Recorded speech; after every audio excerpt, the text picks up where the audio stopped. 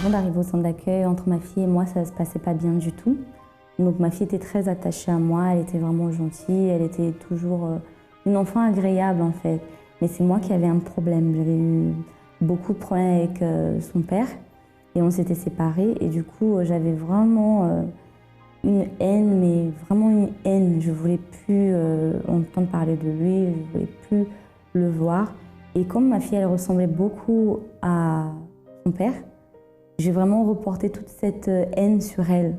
Je lui en voulais énormément d'être là. Je lui en voulais de ressembler à son père parce qu'elle me rappelait son père. Et je lui en voulais d'aimer son père. Je lui en voulais de ne pas comprendre que c'était pas une bonne personne. Et vraiment, je lui en voulais d'être là, tout simplement. Pour moi, elle avait gâché ma vie. Elle devait pas être là. Elle était vraiment... C'était tout sauf ce que je voulais, quoi. Par exemple, il y avait une maman qu'un jour j'ai vue au parc et elle appelait sa fille princesse, tout ça. Et moi, c'était des choses que j'étais incapable de faire. Et ça me faisait mal parce que ma fille était tellement gentille que je me sentais encore plus mal. Parce que j'avais vraiment un enfant que tout le monde aimait, sauf moi. Je me sentais vraiment mal, coupable, parce que je savais que ce que j'étais en train de ressentir n'était pas bien, pas normal.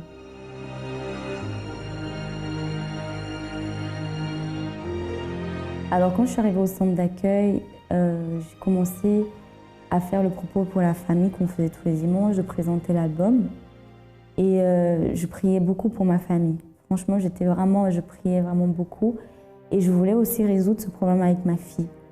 Mais comme je ne parlais pas à Dieu, c'était difficile pour lui en fait d'agir.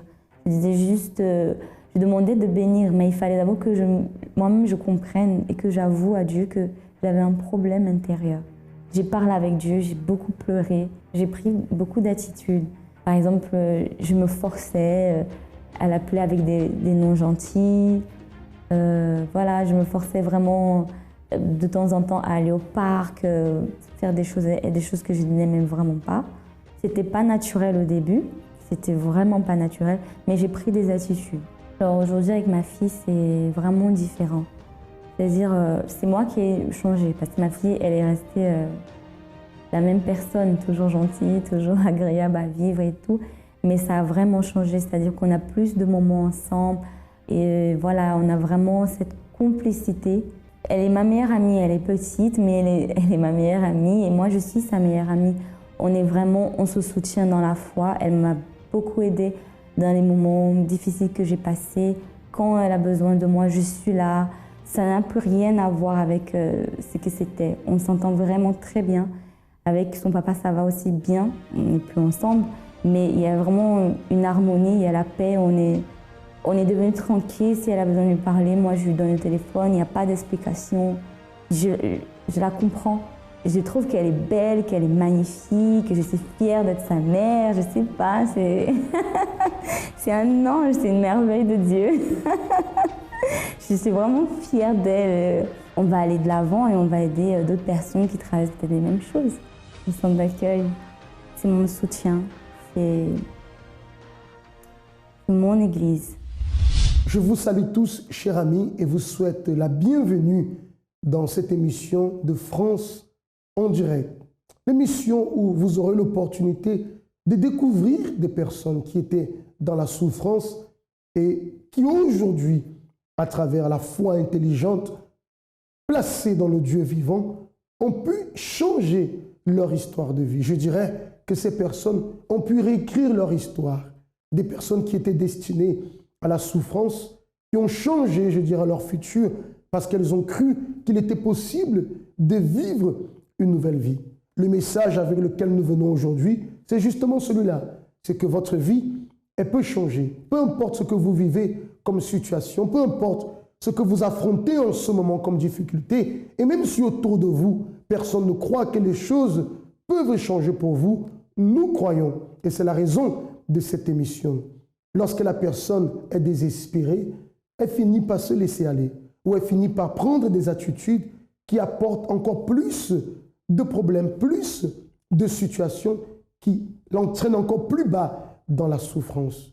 Mais une fois qu'elle connaît la foi dans le Dieu vivant, la foi intelligente, à travers cela, elle peut changer totalement son histoire. Je vous laisse découvrir en ce moment l'histoire de M.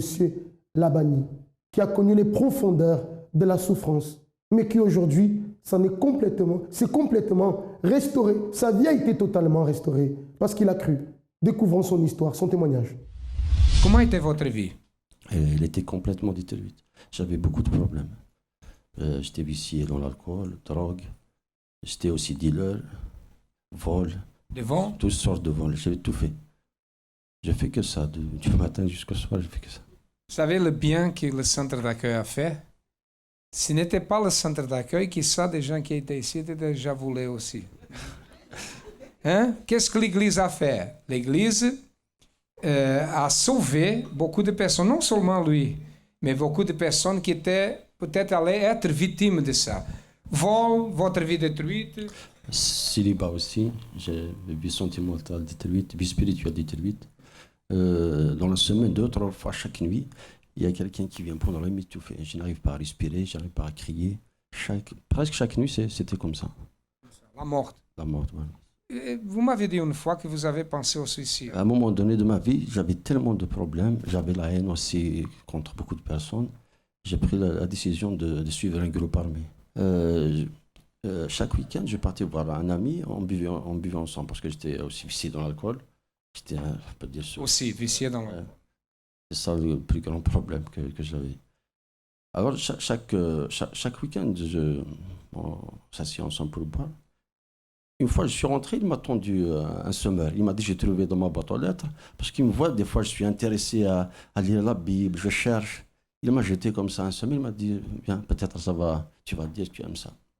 Alors, quand je commence à lire, j'ai vu certains témoignages des personnes qui, même problème, viciées dans les drogues, dans l'alcool. Alors, j'ai dit, je vais partir, je vais essayer. Je voulais venir, mais je n'arrive pas. Je n'arrive pas. À chaque fois que je viens, je retourne de la porte. À chaque fois. Je suis rentré 1 fois, 2 fois, 3 fois. Alors une fois, je voulais rentrer, je suis revenu. Il y a une ouvrière qui m'a appelé. Venez, monsieur. Et il m'a touché la main. Et après, je suis rentré. Sinon, je ne rentrais jamais. Sinon. Ça, c'est une guerre. Dieu l'appelait et le diable vient. Dieu l'appelait, il marchait, le diable vient ici, n'est-ce pas? Mais un jour, vous avez resté. Après, oui, je suis rentré. Qu'est-ce que Dieu a fait? Il a tout changé. J'ai arrêté de tous les vices. En plus, c'est tout de suite. Parce que quand je suis rentré, j'ai trouvé des compagnies d'Israël. 1 semaine ou 15 jours. J'ai commencé déjà à participer, sacrifier compagnie d'Israël, à participer à des propos de prière, des chaînes de prière. Qui êtes-vous aujourd'hui? Maintenant, je suis bien. Je suis plus vicié. Je suis bien. J'ai la paix. Je dors bien. Je suis marié. Avant, j'avais pas de logement. Maintenant, je suis bien dans un logement. J'ai tout ce qu'il faut. Tout a changé. Complètement. Amen. Grâce à Dieu. Et que Dieu bénisse. Vous voyez que lorsque la personne est désespérée, elle finit par, comme on disait tout à l'heure, prendre des attitudes qui vont la plonger encore plus dans la souffrance. Vous voyez que la personne parfois est tellement remplie de problèmes, ne sachant quoi faire, ne sachant comment résoudre ces problèmes, elle finit par commencer à boire, par commencer à connaître le vice, pour essayer d'oublier les problèmes. Tout cela pourquoi? Parce qu'elle se sent totalement désespérée. Et pourquoi ce désespoir? Parce qu'elle ne trouve pas de solution. Parce qu'elle a déjà fait tellement de choses, elle a déjà frappé à tellement de portes, et parce qu'elle ne trouve pas la solution justement, après tous ces efforts, le désespoir s'installe. Et avec le désespoir, beaucoup plus de souffrance. Je ne sais pas si vous qui me regardez en ce moment, si ça c'est votre cas. Peut-être vous êtes un homme ou une femme qui vivait en ce moment dans le désespoir total parce que vous avez perdu justement toutes les opportunités. Vous ne réussissez pas à concrétiser les opportunités que vous avez eues ou même les opportunités que vous avez eues n'ont pas suffi pour vous apporter la solution que vous désirez dans votre vie. Vous avez pu voir que M. Labani, qui était plongé dans le vice, un homme totalement violent, un homme qui était dans le monde de la drogue, totalement perdu, je dirais désespéré, parce qu'il ne trouvait pas de solution pour sa vie. Mais en connaissant le travail du centre d'accueil et en apprenant comment utiliser la foi, en apprenant comment confier en Dieu, en apprenant comment chercher l'aide de Dieu. Vous voyez que cela lui a permis aujourd'hui de sortir de ce trou noir dans lequel il se trouvait. Il est sorti du cycle des vices, de la violence, du monde de la drogue, et sa vie a été totalement restaurée. Aujourd'hui marié, travail, enfin, une vie totalement transformée. Tout cela parce qu'il a cru. L'espoir qui avait été perdu a été retrouvé grâce à la foi. Et la même chose, cher ami, peut se produire dans votre vie. Vous qui avez perdu tout espoir, vous qui ne savez plus quoi faire pour votre vie. L'opportunité vous est donnée en ce moment et à travers ces témoignages, nous vous montrons que votre vie, elle peut changer, que rien n'est perdu. Tout va dépendre de votre décision. Tout va dépendre de la décision que vous allez prendre à partir de ce moment. Les portes du centre d'accueil sont ouvertes tous les jours. Et tous les jours, nous sommes là. Une équipe pastorale est là, dédiée vraiment à pouvoir vous aider, à pouvoir vous apporter tout le soutien dont vous avez besoin, afin que vous puissiez sortir de cette situation qui vous afflige, de ces difficultés qui vous attristent depuis des mois, voire des années. La solution existe pour votre vie. Changer de vie, c'est possible. Comme cela s'est produit dans la vie de M. Labani, cela aussi est arrivé dans la vie de Gérard. Nous allons découvrir l'histoire de Gérard tout à l'heure. Mais avant, nous allons marquer une courte pause et on se retrouve.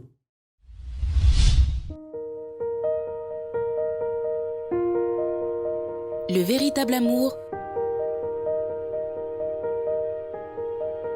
est intelligent.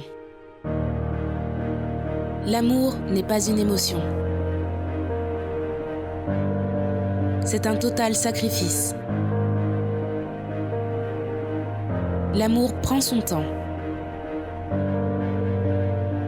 L'amour est déterminé. L'amour n'a pas de fin. La thérapie de l'amour vous invite à découvrir comment construire et entretenir une relation durable et saine. Chaque jeudi à 19h30, au 55 rue de Strasbourg, 93 200 Saint-Denis. Centre d'accueil. Nous vivons ce que nous enseignons. Nous sacrifions pour ce dont nous rêvons. Si vous nous rejoignez en ce moment, soyez les bienvenus dans France en direct, votre émission. Nous avons eu l'opportunité tout à l'heure de découvrir l'histoire de M. Labani, un homme qui était dans les vices, dans la violence, totalement perdu. Mais une fois qu'il a connu la foi dans le Dieu vivant à travers le travail du centre d'accueil, il a pu alors à travers la foi lutter, persévérer et il a pu changer sa situation de vie.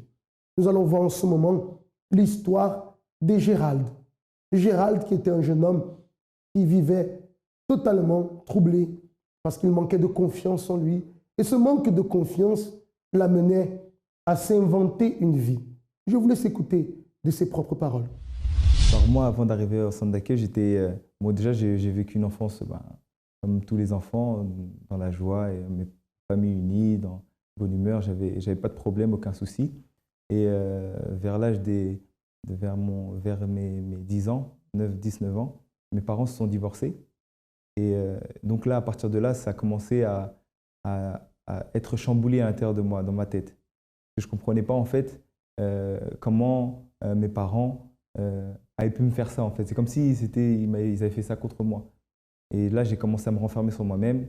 J'étais devenu quelqu'un de très renfermé, de très discret, parce qu'en fait, j'avais cultivé en fait une certaine rancune envers mes parents, surtout mon père surtout mon père. Parce que avant, on avait une famille qui était connue, on va dire, entre guillemets, par la famille, l'entourage, et on était toujours unis. Et à partir du moment où mes parents se sont divorcés, là, on a commencé à avoir des regards, ça a commencé à parler sur nous. Et moi, j'ai vécu très, très mal, très, très, très mal. Et donc là, je me suis dit, puisque c'est comme ça, je vais parler à plus personne. Et là, j'ai commencé à me renfermer, je sortais plus beaucoup, j'avais plus beaucoup d'amis.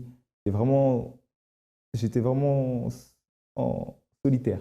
Vraiment, si je peux dire ça, j'étais vraiment solitaire. Et au fil des années, en grandissant, en arrivant au collège, le fait que j'étais toujours discret dans mon coin, les gens, mes amis, les élèves qui étaient avec moi à l'école, ils ont commencé à se moquer de moi. Beaucoup, en fait, ils me prenaient pour, entre guillemets, la victime. parce que moi, je disais rien, je parlais pas. Je restais dans mon coin, donc j'avais pas d'amis, j'avais pas de personnes sur qui m'appuyer. Donc du coup, je me retrouvais toujours seul. Et je subissais beaucoup de remarques, on se moquait de moi, de mon apparence. J'avais des insultes aussi qui étaient faites contre moi. Et là, ça me rendait encore plus triste et encore plus solitaire. Donc j'ai commencé à cultiver ça. Donc je me renfermais beaucoup sur...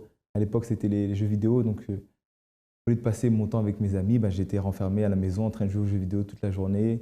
Comme je faisais du sport, bon, j'ai commencé aussi à m'épanouir aussi un peu plus dans le sport. Mais ça restait que éphémère parce que c'était que au moment où j'étais sur le terrain. Quand j'étais sur le terrain, quand je jouais au foot, là, je me lâchais, j'étais épanoui. Mais à partir du moment que c'était fini, je redevenais la personne que j'étais. Et ensuite, voilà, j'ai eu l'opportunité de rentrer dans un centre de formation de football. Et à partir de là, je me suis dit, bon voilà, comme là-bas, personne ne me connaît, je vais m'inventer une nouvelle vie. Je vais tout refaire, je vais m'inventer vraiment une nouvelle vie. Donc là-bas, j'ai commencé à mentir. Alors là, je commençais à mentir, raconter, je m'inventais un passé, je m'inventais une famille, je m'inventais plein de choses. Et toutes ces choses-là, au début, je voyais que ça marchait parce que justement, les gens étaient impressionnés de voir que voilà, ma famille était comme ça, que j'avais fait ci. Voilà, ils étaient vraiment impressionnés. Donc moi, j'étais content de voir ça. Et au fil du temps, eh ben, ça s'est retourné contre moi, on va dire. Parce que les personnes, en fait, il y a une personne qui était avec moi, qui m'a connu avant, qui est venue dans le même club que moi. Là, elle a commencé à dire que en fait, tout ce que je disais, c'était faux, en fait. Et là, c'était vraiment la destruction. Je commençais à être dégoûté de moi-même. J'arrivais même plus à me regarder dans le miroir parce qu'en fait, tout ce que j'avais construit, comme la personne qui était venue a tout révélé, du coup, ça détruit en fait toute l'image que je m'étais faite. Donc là, j'ai commencé à subir beaucoup de tristesse intérieure surtout parce que j'étais vraiment triste. Et donc du coup, après, j'ai commencé à cultiver en moi un manque de confiance. À partir du moment où ça a tout stoppé. J'ai commencé à avoir un manque de confiance. J'avais du mal à aller vers les autres. J'avais plus d'assurance en moi, dans ce que je faisais. Et puis c'est comme ça que j'ai cheminé jusqu'au moment où j'ai pu arriver au centre d'accueil. Ce qui se produit avec Gérald, c'est ce qui se produit avec beaucoup de personnes qui s'inventent une vie, des personnes qui vivent d'apparence, qui essayent de montrer aux autres que tout va bien. Mais au plus profond d'elle-même, elle sait quelle est la véritable situation. Cela ne change la vie de personne. On peut se mettre un masque, on peut essayer d'avoir un bon sourire pour que personne ne sache ce qui se passe à l'intérieur de nous. Comprenez, cher ami, que cela ne va pas résoudre la situation. Gérald s'est inventé une vie, racontant beaucoup de mensonges, voulant se donner une apparence. Mais au plus profond de lui, il souffrait, jusqu'au jour où tous ces mensonges ont été dévoilés, ce qui n'a fait qu'augmenter la souffrance. Vous n'avez pas besoin de porter un masque pour essayer de donner une apparence.